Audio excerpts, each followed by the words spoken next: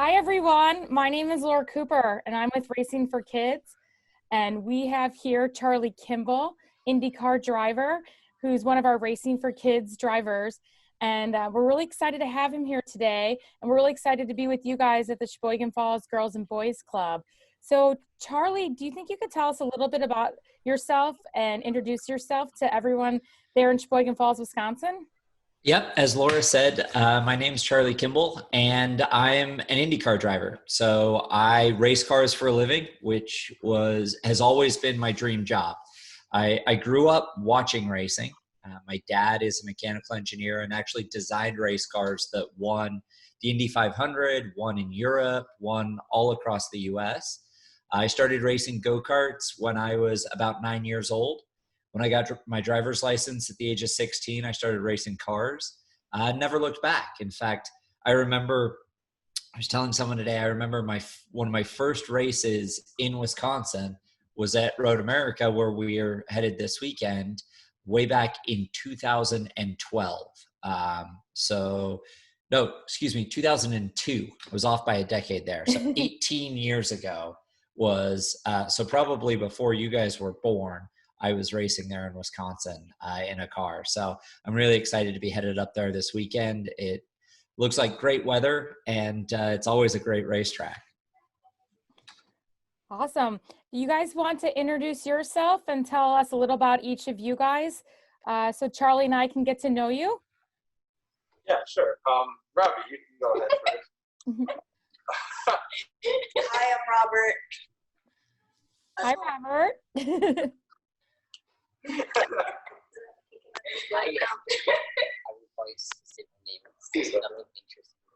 Hi, I'm Brooklyn. Hi, Brooklyn. Hi, I'm Seth. Seth, nice to meet you. And I don't know if you guys can see me over here. I'm Davon. You guys? I get about half of you, Davon. So that's hopefully it's your good half. There we go. And I don't know if you can see now. Remember, we have Alex over here as well. Hi, Alex. Awesome. So do you guys wanted to ask Charlie some questions that are revolving around career and really anything racing? Who wants to go first? We're going to compile the list. So I'm just going to go around. Does anybody want to share first? Brooklyn, you seem pretty eager to point everyone else up. So why don't you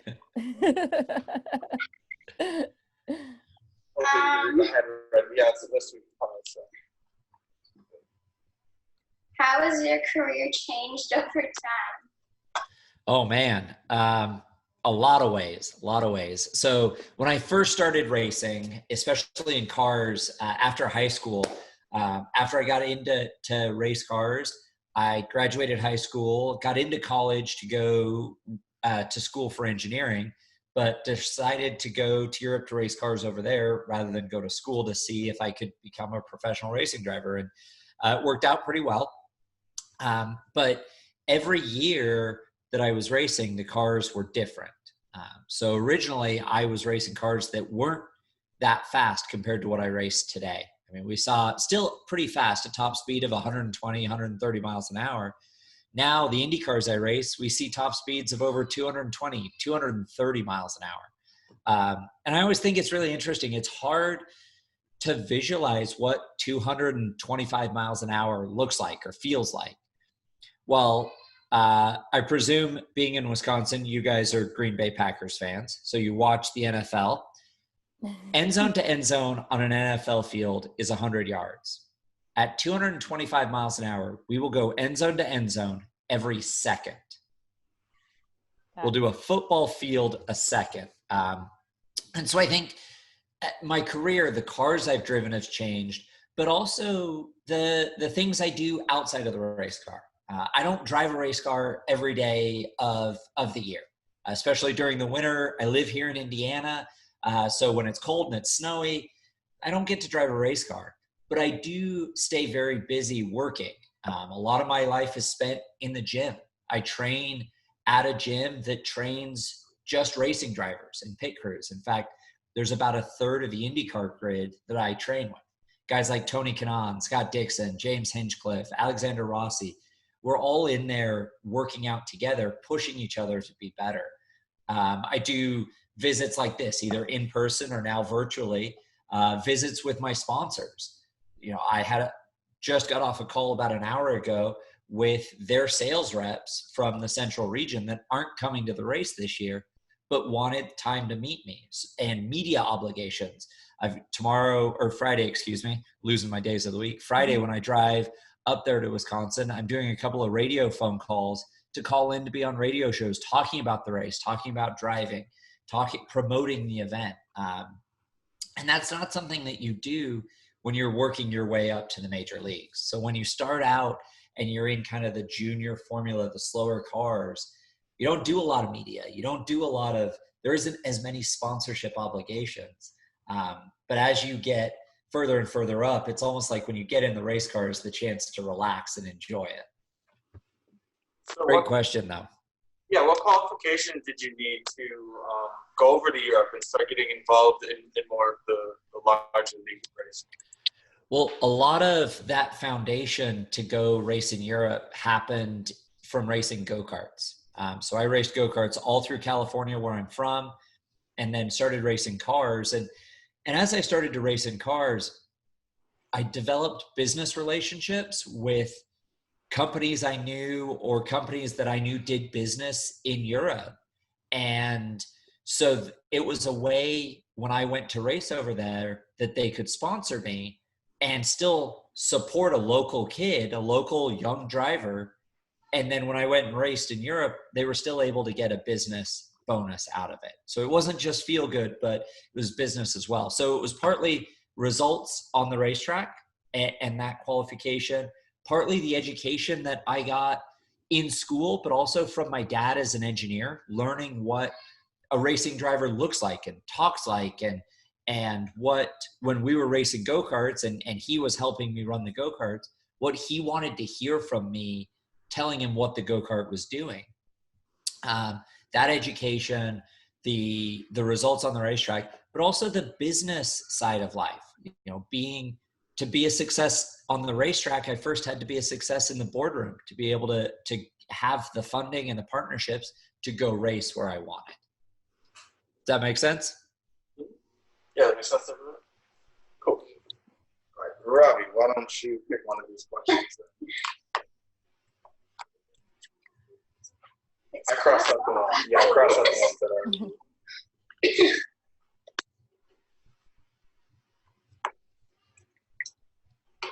How has your career impacted others?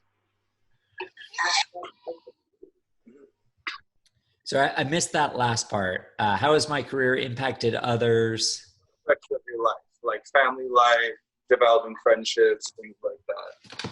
So I'm going to take the answer a little different way, and then I'll come back to family and friends. I was diagnosed with type 1 diabetes. So about 12 years ago while I was racing in Europe. So I have to manage my blood sugar by injecting insulin, keep track of my blood sugar with my nutrition, the amount of carbs I eat. Drinking fruit juice is really hard on my blood sugar, raises it, insulin lowers it. And so as the first licensed driver with type 1 diabetes to race in the Indy 500, I've really seen an impact within the diabetes community, and been able to be a part of this great community of families and people across the world that have diabetes. And in fact, I just came across his card. There's a little boy, Connor, who's just outside Milwaukee, actually, and he has type 1 like I do. And so we are pen pals in a sense. And those friendships, those connections, those relationships are something that I never thought I would get as a driver, that I sit down and wear a helmet at work. You know, I don't work with a lot of kids, typically, but being a part of this community has really impacted me personally. And a lot of people, the message I try and share when people get diagnosed with diabetes or have a family member is how you're part of this cool kids club when you have diabetes now. And that way, at least I'm cool once in my life. If I'm part of a cool kids club and with diabetes, I'm cool once in my life. And so to be able to be a part of that community and have those friendships. I mean, there are people that I text and message and call all across the country, and our only connection is having diabetes and sharing that shared bond and being able to talk to each other about what we're going through, because it can be really hard, has been really beneficial. And I think I'm a better athlete and a better racing driver because of that balance as a person and being a part of this great community and friends all over the world is really neat. But one of the things I think, at least for home life, and I apologize for how there's nothing on the walls in my office. We moved house last week. So I literally set up my computer and my desk at about 11 o'clock last night. So otherwise I was going to be sitting on cardboard boxes that we moved in. So at least I'm in an office chair. But the challenge with racing is that typically I'm gone a lot. I mean, I travel 15, 20, 30 weekends a year. And so when I'm traveling, not just at races, but for practice days, for work with my sponsors, my wife has to take care of our 2 kids and our 2 dogs by herself. And so that makes it really hard, but it also means that she gets to come and the kids get to come to some of these events with me.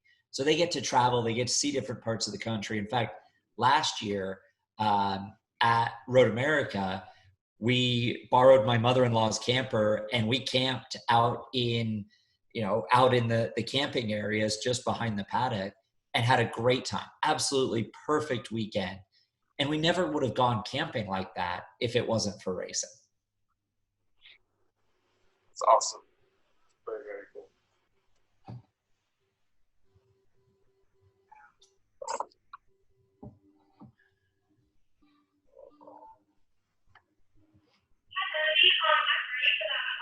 How long have you been with your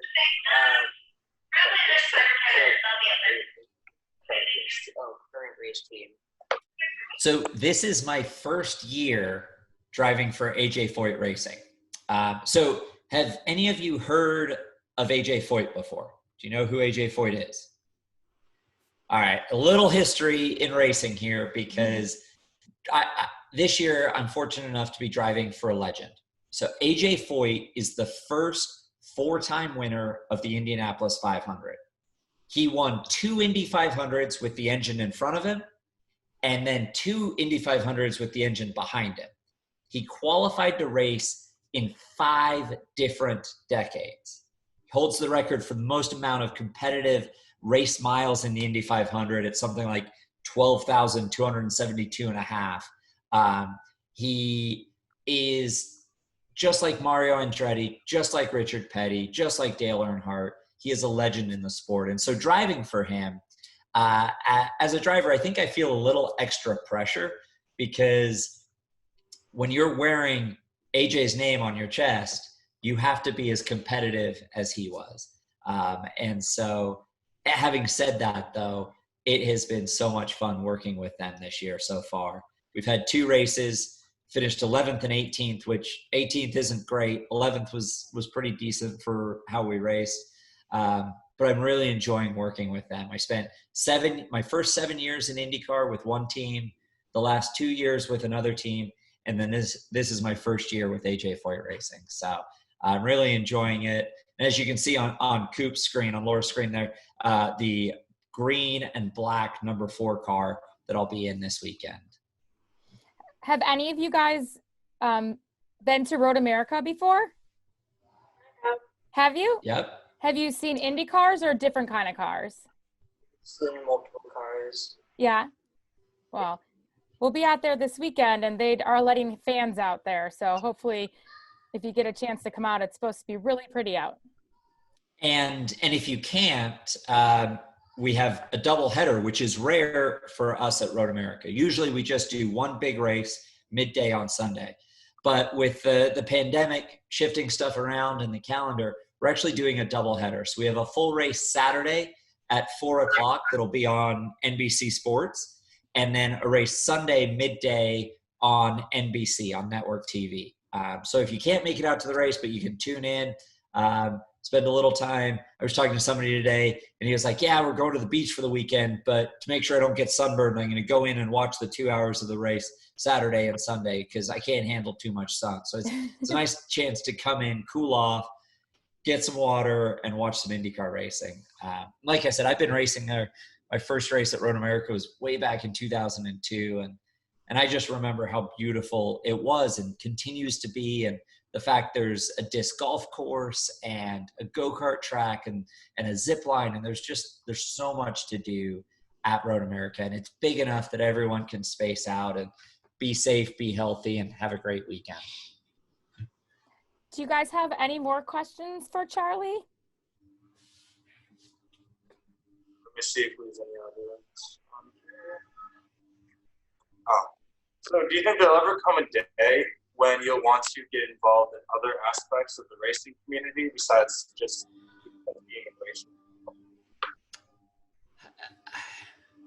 I don't know. It seems like a lot of hard work to run a race team. All the team owners I know seem to have pulled their hair out, and for me at the moment, racing keeps me plenty busy with the time in the gym and the sponsorship, the media, and the racing itself. Working with my engineers. When I'm not driving full time, I enjoy the engineering. I enjoy the challenge of the strategy in the IndyCar race, when to stop for fuel, when to stop for tires, trying to divine the weather, if it's going to rain or not. All of those things are something that I really enjoy as far as a driver and figuring out what's happening. So I think I would enjoy the strategy side and being a team member. I'm not sure that I'd ever want to own a race team because I think it seems like a lot of hard work, and not that driving isn't hard work at times, but it's just not as interesting to me as driving or as the strategy piece. Plus my dad's an engineer, but he comes from a farming family in California and they grow avocados. So eventually my wife, my family, and I'd love to move back to California where we're from, and sort of slow things down and start growing avocados, because it takes 18 months for an avocado to grow from seed all the way through to fruit. And in racing, we work in tenths and hundredths and thousandths of a second. So it's a little slower pace over 18 months. I did not know that. That's very interesting. It's a lot about farming, a little bit about racing, and sometimes about engineering. Yeah. But one of the things that, talking about going to America, I love about the racetrack is how diverse it is, because the racetrack itself is over 4 miles long, which is one of the longest, if not the longest racetrack we go to in the year. And it means that there are a whole bunch of different types of corners. There's fast corners, there's slow corners, there's uphills, there's downhills, there's blind corners. The fact that we get to do a doubleheader. Even my dad texted me right after the news broke we were going to do a doubleheader at Road America, and he goes, "Oh boy, how exciting! You guys are so lucky you get to do America." Because for me, it's one of the best permanent road courses in North America, if not in the world. So I this weekend. Yeah, we the whole series loves coming to Elkhart Lake in Wisconsin, Sheboygan County. Everyone's so friendly up here, and let's be honest, we love the cheese. So yep, and the brats. And the brats. Definitely my post-race Sunday is going to be brats and cheese curds. And there's really good ice cream as well. And I know as somebody with diabetes and managing my blood sugar, it's a little harder, but I've definitely got the ice cream and the brats carb counted for Sunday after the race. That's awesome. I see we have another person that joined. Did you guys have any last questions for Charlie? And I know we were talking about career stuff, but any question's a good question. Yep. Anybody else have anything else that's popped up? Michelle, do you have anything? No, I think you answered. I've got a question for you guys. Has anyone watched the Indy 500 before? A couple people? Okay. Has anyone ever been to the Indianapolis Motor Speedway for the Indy 500? All right. It's not that far down here, I have to say. I literally looked up the mileage today. It's about 300 miles. And the Indy 500, I'm biased. I will admit I'm biased as a driver, as someone who works in racing.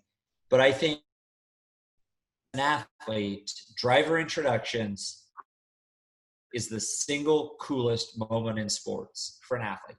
There is nothing like, global pandemic aside, getting introduced, hearing your name, and seeing over 300,000 people in the grandstands, in the suites, filling this venue that is so big. The Indianapolis Motor Speedway is so big. I talked about how big Road America is, but IMS is so big, you can fit Yankee Stadium, Madison Square Garden, City inside it. There are 4 holes of a golf, along with the garages, grandstands, and everything else. It is, I think it should be on everyone's bucket list, but as I said, I'm a little biased, and I love racing. I love working in it. I love being a driver. It really is so rewarding that I get the opportunity to do what I love. And the best advice my parents ever gave me, they said, if you love what you do, you'll never feel like you have to work a day in your life. And I get to live that every day. So I think that's probably my best career advice, is figure out what you love doing and what you want to do, and then figure out how to turn it into a job, and you'll be good at it, you'll be successful, and you'll be happy.